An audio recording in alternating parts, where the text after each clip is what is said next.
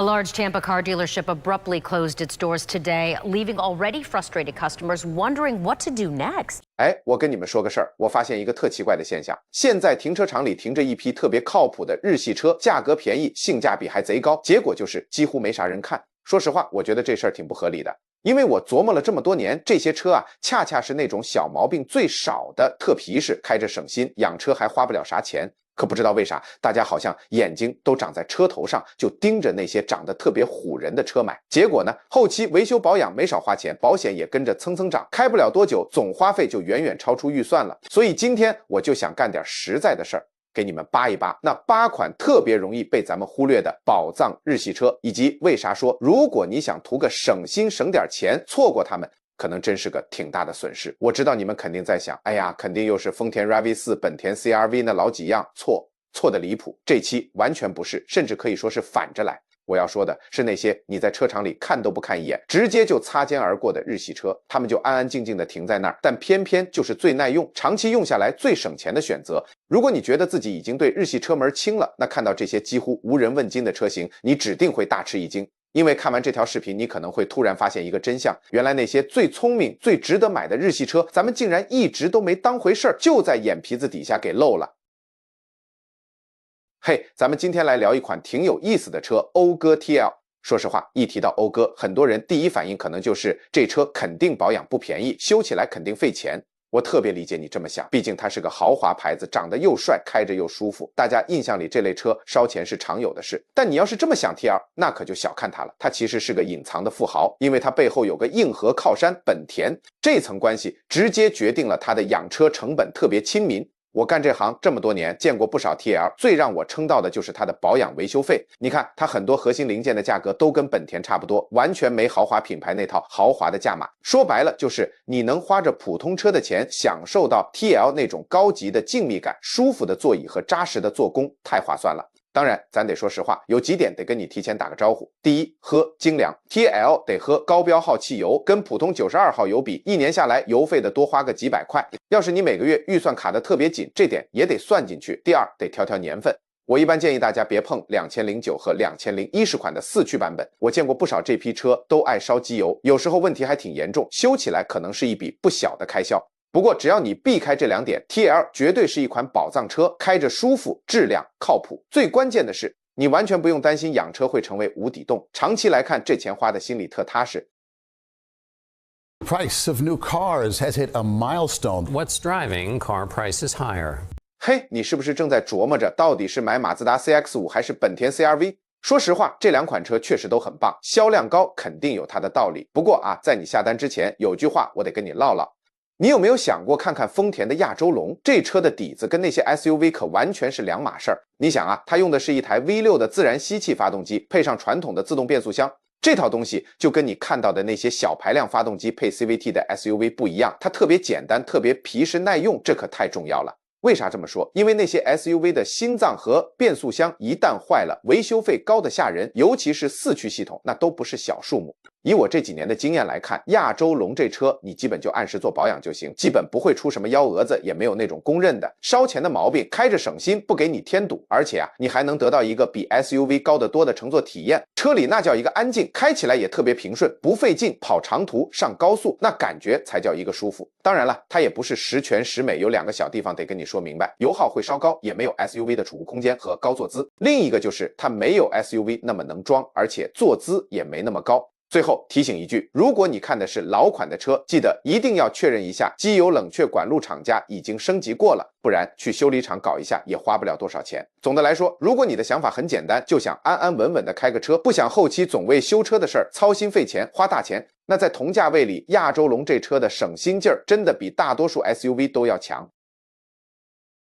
接下来聊聊雷克萨斯 ES350， 这车开起来就是平顺奢华，但最关键的是它不烧钱。你一坐进去，一开起来马上就能感觉到跟别的车就是不一样，车里特别安静，开起来又顺又滑，感觉特轻松，一点不费劲。花这个价位的钱能找到这种质感的车真不多。它用的是一台 3.5L 的 V6 发动机，配的是一个很传统的自动变速箱，说白了就是没有那些花里胡哨的涡轮增压，也没有结构复杂的 CVT， 就是一套非常成熟，经过市场多年考讨厌的黄金动力总成，皮实得很，非常耐造。但 ES350 最大的优点其实是它的长期体验。我见过那么多 ES350， 基本开个几年都很少有大毛病，顶了就是正常保养，换个刹车片、轮胎这些消耗品，你完全不用担心哪天车就变成了一个不停吞钱的无底洞。这点真的太重要了，因为很多人选车都栽在这个坑里，总觉得那些看起来更新更高科技的车好，结果呢，不是变速箱3天2头出问题，就是维修保养贵到你肉疼。ES350 就完美避开了这些麻烦，它的平顺度、安静程度和小的震动控制，甚至比很多 SUV 还要好。开长途的时候，你基本不会觉得累，时间用得越久，你越能体会到这车的好。当然了，这车也不是完美的，有2点需要你妥协一下，一个是油耗肯定会比现在主流的混动车型高一些，另一个是它没有 SUV 那么大的空间，也没有那种高高在上的坐姿。但如果你最看重的就是舒适、省心、修车不花大钱，那 ES350 在市面上绝对是能同时满足你这3点的少数选择之一。好了，接下来咱们聊聊本田飞度。说真的，很多人一看它小巧的车身，第一反应可能都是这车也太小了，够用吗？嘿，这恰恰就是咱们大多数人选车时最容易犯的一个想当然的误区。飞度最大的王牌不是它的尺寸，而是把空间玩明白了。你信吗？只要你把后排座椅一放倒，那后备箱直接变身小货仓，能装下超过50立方英尺的东西了。这容量都快赶上不少紧凑型 SUV 的水平了。说白了，就是能装，还不用你真去买一台大 SUV。这一点我觉得特实在。你想想，跟马自达 CX-5、丰田 RAV4 比，飞度既能给你解决空间问题，又不用你承担 SUV 那么高的车价、保险费，还有日常烧油的开销。而且它这车的设计特简单，就是个自然吸气的小发动机，没涡轮，也没那些花里胡哨的复杂系统。好处是什么？保养起来省心，也几乎没那么多零件坏了会花大钱去修，油耗更是没得挑。比起大部分紧凑型 SUV， 飞度可省多了。举个例子，丰田 RAV4 加1箱油大概能跑30英里，飞度在实际开的时候轻轻松松就能跑到35英里上下，算下来每个月油钱都能省下一笔。所以它最牛的地方其实就是3件事：油费更低，保养更便宜，坏零件的概率更小。这3.1打包，养车的成本一下就变得非常可控，对那些每个月都要精打细算的朋友来说，简直是福音。当然了，也得提醒一句，如果你在特别寒冷的地区开老款的飞度，车身可能会有点容易生锈。早期年份的车型，仪表盘也出过一些小电路问题。但总的来说啊，如果你的需求就是简单省钱，不爱大修，同时还想要个实用的空间，那飞度绝对做的比你现在跟风买的那些 SUV 要实在的多。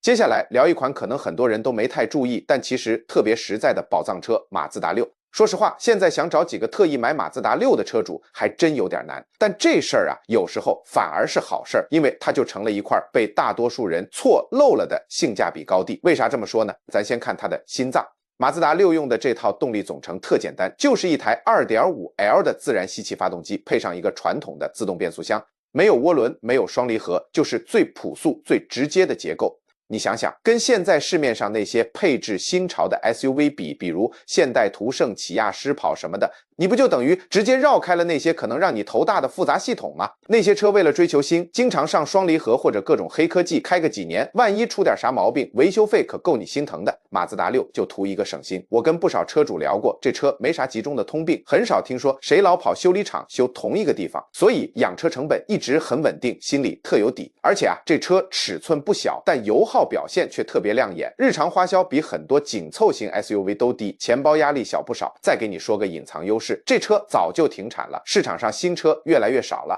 这意味着你现在想买，经常能淘到比它实际价值还低的二手好车，车况还没得说，品质一点没缩水。不过想捡漏也得注意几点坑。第一，千万别碰带涡轮的版本，那款发动机本身就有毛病，修起来又贵又麻烦。认准 2.5L 自吸的准没错。第二，如果你家那边冬天特别冷，下雪还多，那得重点看看底盘有没有锈蚀的情况。总之一句话，如果你就想找个靠谱的车，图个省心省力，买车和养车都不想花冤枉钱，那马自达6的表现绝对比现在很多人跟风买的新款 SUV 要实在的多。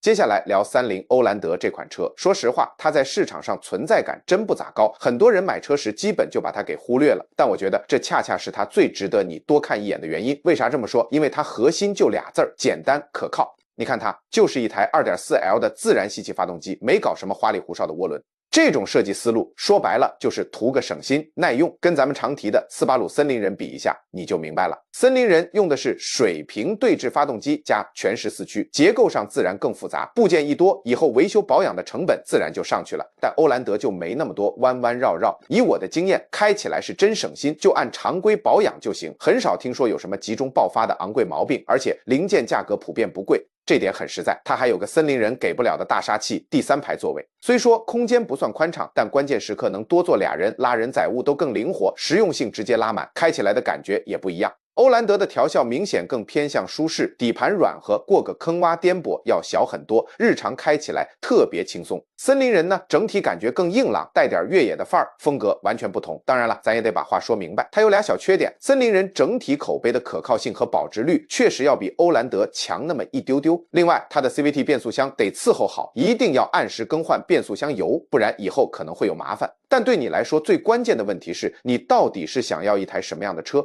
如果你就想找台结构简单、维修不费劲、价格更实在的家用 SUV， 那欧蓝德绝对能满足你的需求，是个很靠谱的选择。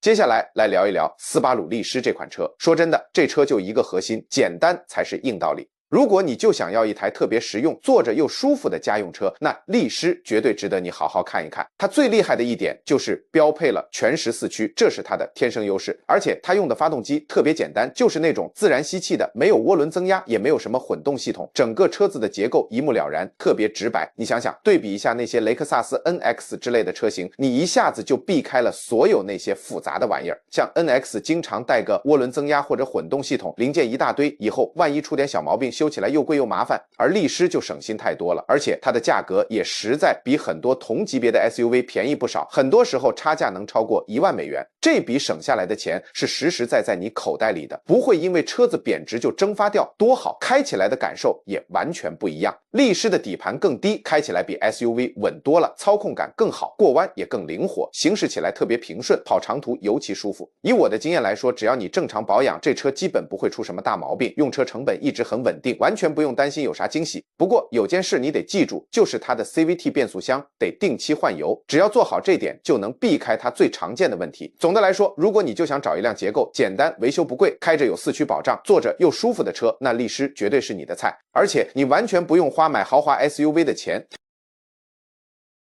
好，咱们最后再来聊聊这辆省钱大神丰田普锐斯。我知道你现在可能正犯嘀咕，到底选辆好用的还是选辆省钱的？嘿，普锐斯它就是专门帮你把省钱这两个字刻在 DNA 里的车，它牛就牛在结构特别野。你想想，传统车上最容易坏、最让人头疼的启动机、发电机、普通变速箱这些家伙，普锐斯上干脆就没有，相当于直接把这些定时炸弹给拆除了。这也是为什么它口碑那么好，开上很多年基本不用怎么修，就是这么硬气。咱们拿马自达 CX-5 来比一下，最直观的感受就是油耗，普锐斯在实际开起来油耗差不多只有 CX-5 的一半。这意味着什么？意味着你每一次踩油门都是在赚钱，而不是偶尔图个省油钱。而且它对车子的损耗也更小，那个动能回收系统帮你踩刹车，刹车片就磨损的慢，能用的更久。混动系统也让发动机的工作压力小很多，自然就更耐用了。说到混动电池，大家肯定最担心，但实话告诉你，这些电池非常皮实，跑个15万英里，差不多24万公里，跟玩似的。真有一天需要换了，现在的价格也没你想象的那么贵。当然了，人无完人，车也一样，它肯定有短板，空间没 CX-5 大，动力也没那么强劲，开 SUV 那种高高在上的感觉它也给不了。所以你看，如果你的要求就很简单，少花钱，少跑修理厂，用车成本明明白白，稳稳当当，那在这个价位，普锐斯还真没几辆车能比得过它。说到底，咱们今天聊的这些日系车优点都挺统一，结构简单，就是奔着耐用和不花冤枉钱去的。每款车都有自己的拿手好戏：一，讴歌 TL 坐着舒服有面子，修车却不贵；二，丰田亚洲龙、雷克萨斯 ES350 皮实可靠，开起来顺滑；三，本田飞度、马自达6就是省油实用，花小钱办大事儿；四，30欧蓝德、斯巴鲁力狮能装能拉，功能多还不搞花里胡哨的；五，丰田普锐斯目标只有一个，把你的用车总成本降到最低。所以最后问你一句，也是最重要的一句，你买车是为了现在看起来漂漂亮亮，开出去有面子，还是为了未来3、5年、10年都能让你开着省心省钱，心里不闹腾？